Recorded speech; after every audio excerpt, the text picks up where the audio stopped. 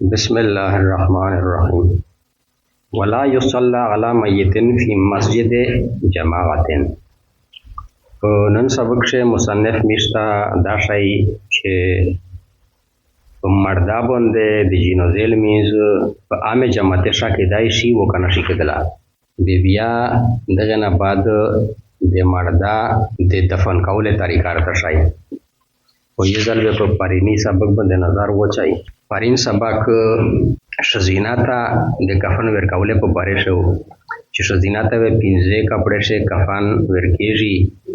یو ازار یعنی لانګ او قمیص و خمار یعنی پټکای او یوه داسې کپړه چې هغې باندې د دې سینې تړلی شي یوه لفافه. بیا که چیرې خلک درې کپړې استعمال کړې بیا صحیح ده. و پټکای وې په کمیس نه پوس وي و لفافې نه وې لاندې، یعنی لفافه وې په غونډې باندې پوس روشي، خط وې په خط باندې پوس پټکای روشي، په پټکي باندې وې پوس لفافه روشي. و د ښځینه ویښتون وې دوې کوسي ځنې جوړې کړلی شي، هغه یو طرف نه بل طرف نه د دې په سینه باندې کښېږدلی شي. و سر وانه ورشمنځو شي،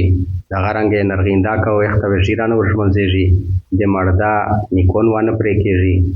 و ویښتون وانه ترې کټ کېږي. بلې چې د ویښتون یې کټ کول و د نیکون یې پرې کول دا د زینت والا افعال دي و مړي دغه ته نه دي محتاج. و کفن ته وې د مرده داخلولو نه مخکې خوشبويي ورکوي په طاق تعداد سره، 3 ځله یا 5 ځله یا 7 ځله. بیا چې کله خلک د مرده د لمبولو نه فارغ شي بیا په ده باندې د جنازې لمونځ وکړو. بیا مصنف دا خبره وکړله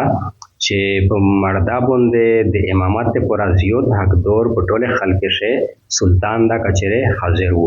که به چیرې سلطان حاضر نه و بیا مستحب دی مخشي کول د محلې د امام، که بیا هغه یانو بیا د والي مخشي کول مستحب دی. پس که چیرې د والي و د سلطان نه علاوه بل چا لمونځ وکړو په دغه مرده باندې بیا والي ارګرځوای شي. و که چیرې والي وکړ لمونځ په دغه مرده باندې بیا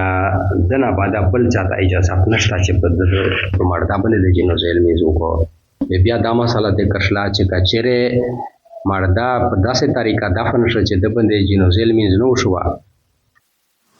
بیا دا د ده په قبر باندې لمونځ وشي 3 ورځې پورې. د 3 ورځې نه بعد به د ده په قبر یا لمونځ نه کېږي. متن سے مسله ذکر شي که نه دا د میشتو سې د مذهب وي. بیا دا مسله ذکر شوه چې و امام وې د جنازې په دوران شه د مرده سینې ته مخامخ دري. بیا جنازې لمونځ طریقه وشله چې تکبیر به وکړو، وشې ته ویلو سینه چیک کو، هغه نه بعد د الله تعالی حمد و ثنا ووایي، بیا به تکبیر وکړو، هغه نه بعد درود شریف ووایي، بیا به تکبیر وکړو، هغه نه بعد ځان دپاره د مرده دپاره او د مسلمانو دپاره دعا وکړو، بیا به تکبیر وکړو، سلام او سلام یې ووایي. ولا يرفع يديه الا في التكبيرة الأولى. اچھا ظاهري کې تکبیر اوله شوی نو څنګه چې وکړه ولا يرفع يديه الا في تكبيرة الأولى. پرین سبق سے دا یو جمله پته شوې و ولا يرفع يديه الا في تكبيرة الأولى چې ونوي چې ګای خپل دواړه لوسینا مگر په تکبیر تحریمه شه. دا مطلب شو چې جنازې لمونځ شه د تکبیر تحریمه نه علاوه د نور تکبیرات په وخت شوی لوس نه چیږي. نن منو سبق شو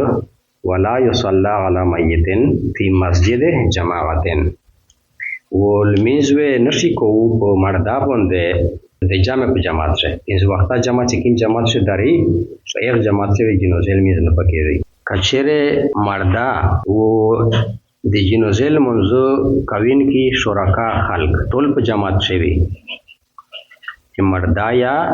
لمونځ کوونکي خلک یا په جماعت شوي. یو دا صورت، بل دا صورت چې مرده د جماعت نه بهر وي او امام او ټول منځ کوونکي خلق په جماعت شي دا بل اتفاق مکروه دي.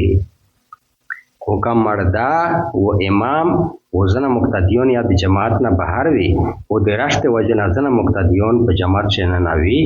یا چاکیم خلق د جماعت نه بهر دي د ایغل میز بغیر د کراهت نه صحیح ده او چې کیم خلق په جماعت شنه نه دي د ایغل میز مکروه ده. دغه در مختار لیکلی دي دا د احناف مذهب ده. د امام مالک صاحب مشهور روایت د عدم جواز ده چې جایز نه ده په جماعت سره او د شوافیغه و د حنابلہ په نسبت په جماعت سره یا د جنازل منځ په کوله شه هیڅ بدی نشته. د احناف دلیل دا ده چې حضور صلی الله علیه وسلم فرمایلی دي چې کیم خلق په جماعت شنه نماز جنازه وکړو دی د پر اخرت شه هیڅ اجر و ثواب نشته. دا د تخوی شریف روایت ده. د دې نه خبره واضح شوه چې په جماعت شه د جنازل میس کول کم از کم د کراهت په درجه شدي. فاذا حملوه على سريره هر کله چې دی مردا په خپل کاټ باندې چیک کو اخذو بقوائمه الاربعه د کاټ سلره طرف شوی ونسی ويمشون به مسرعين دون الخباب وسیوه د جنازه سره تیز او تراپنا دون الخباب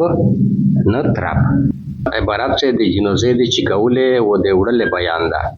د جنازه د چیکوله مستحبه طریقه دادو چې پیلاوي د مړ شي طرف ولا مخبشا خپل شي یې بند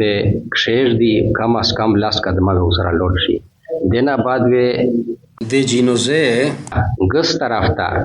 مخبشا هغه ته خپل ګسا یې ورلوند کو لاس قدمه لوړ شي بیا وی ورسته ګسب شتا خپل ګسا یې ورلوند کو لاس قدمه لوړ شي بیا وی خپل شي یې د جنازه ورسینی شي شتا ور کو لاس قدمه لوړ شي په دا طریقه وی دای سلويش قدمه د جنازه یې سی. بیا مصنف فرمایي چې جنازه د غرانګ د بکی درې سړیا ور پور دغه ترتیب مطابق بدلیږي د هر سړی په یجا باندې وی جنازه سلويش قدمه لوړا شي چې سړی وری په تیز قدم سره دی وری دا مسنون دی او دمر تیز یانا چې ناشته اچدله او د حرکت خطر اوسنه. فاذا بلغوا الى قبره ورحال الناس ان يجلسوا پته هر کله چې دیه مردا ورسای خپل قبر ته مکروه دي خلک د پر چې دی کښینی قبل ان یوزغ من اغناق الرجال مقصد دینا چې دای کښیر دوشي د یشه د سړینا چې کله جنازه وخلی و قبر ته یورسای کمزکه باندې د جنازه ژدل نمخشه د خلک کښنستل مکروه دي ویلې چې کله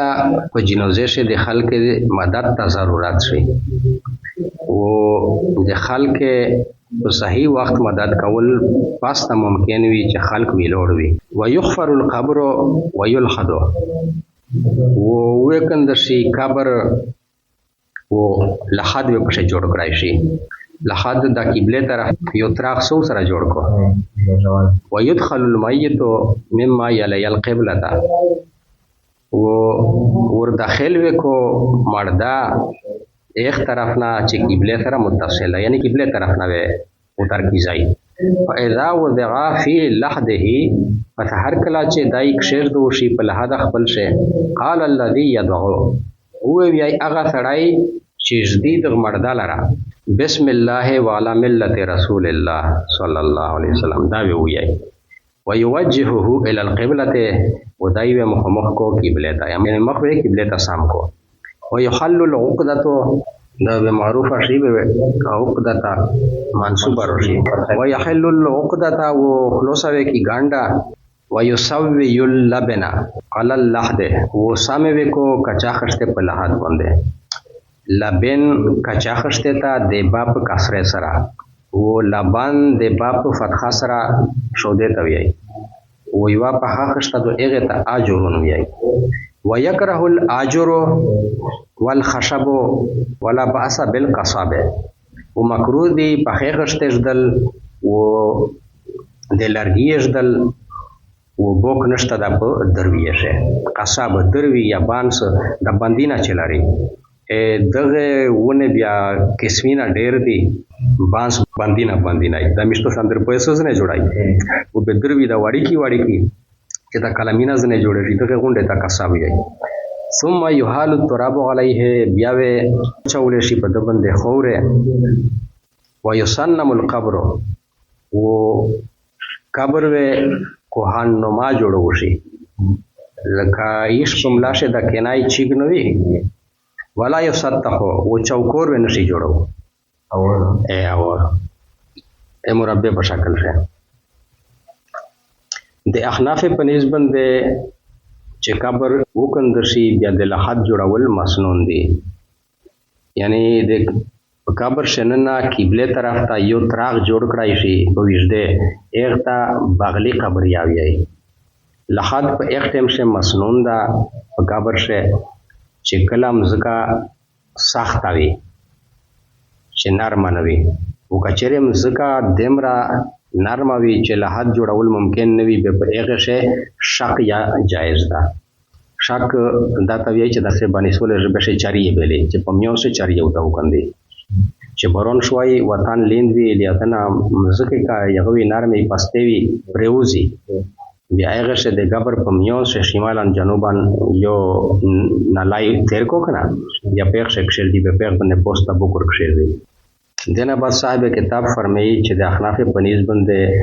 مردا قبر ته د ور داخلول مسنون طریقه دادو چې مردا وې د قبله طرف نه قبر ته ار داخلو شي چې دغه صورت دادا چې جنازه وې د قبر سره قبله جانب تک شیر تلاشي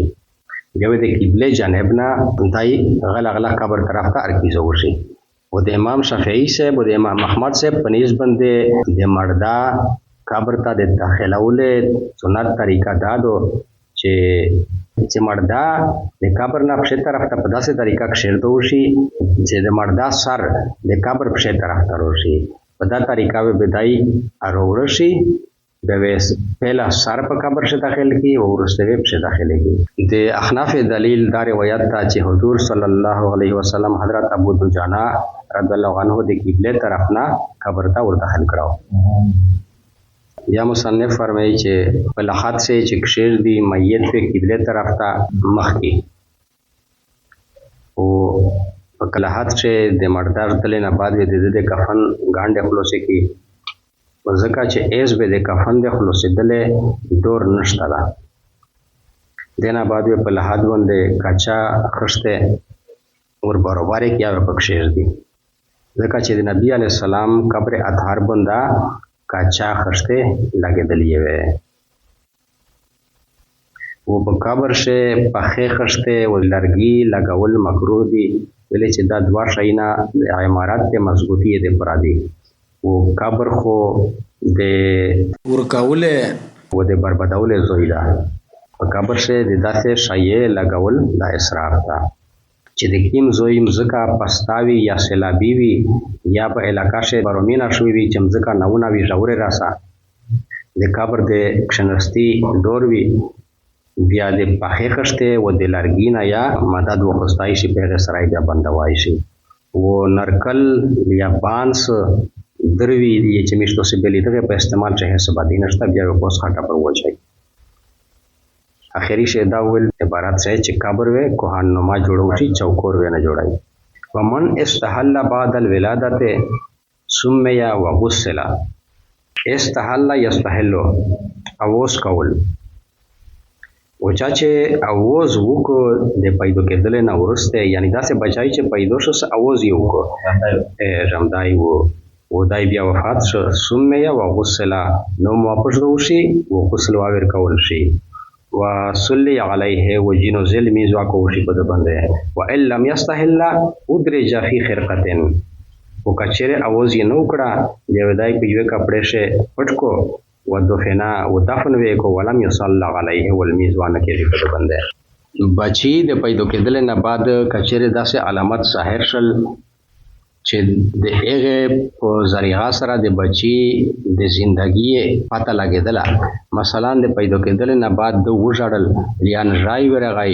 یا ارجمای وکړو بیا مړ شه د بچای بیا نوم یا پرده وشي و غسل وابر کېږي و د جنازې لمونځ وابه کېږي و که د زندگی هیڅ علامات په داسې مینده نشه بیا د کفن په طور باندې په یوې کپړې شه دای ونغوړي و یوې قبرنما کنداوي هغې شه بیا شاخ کو و جنازې لمونځ وانه په کېږي بس